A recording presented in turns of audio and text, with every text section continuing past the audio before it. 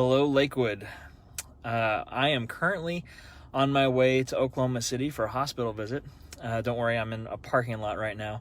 But I wanted to get on and talk to you a little bit about what we've been going through in the our Lost series. Last Sunday, Brett spoke about the younger brother, and I wanted to get on and kind of point out some of the differences between the parables leading up to the younger brother, or the story of the prodigal son. There's three parables that Jesus tells. The first is about a lost sheep, and then a lost coin. And in both of these instances, things are lost and their owners go to find them.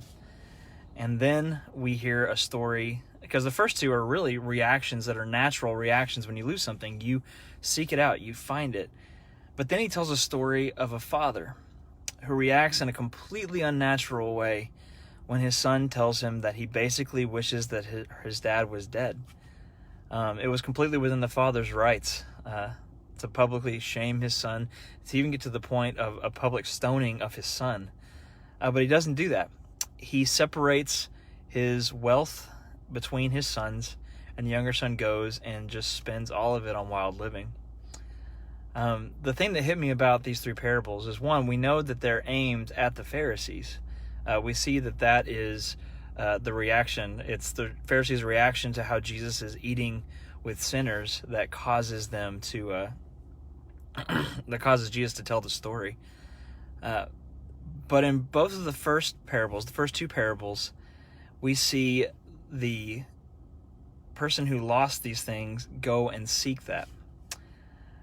And then in the third parable, we see the father doesn't chase after the son, but rather he waits by the gate.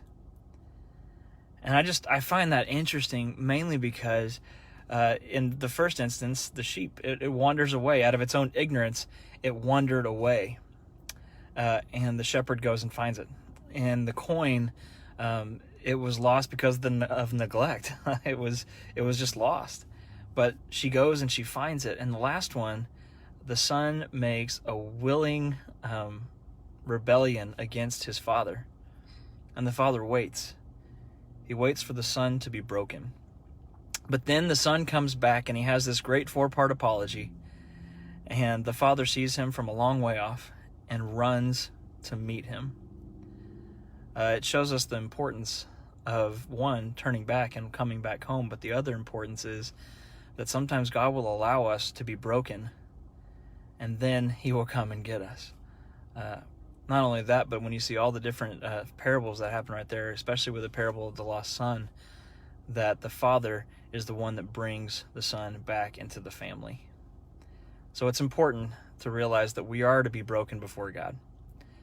But it's also important to turn back, but also realizing that it's not our power that gets us back into the family. It's the power and love of God. I hope you have a fantastic week. Please join us this Sunday as we finish up our series on Lost and talk about the older brother. It's going to be a good Sunday. Also, if you haven't had the opportunity yet, go ahead and check out our app. Search Lakewood OK in the Google Play or App Store. And take a look at all that content. And also, our new podcast, Redemption Stories, is live as well. I hope you have a fantastic week, and we will see you on Sunday.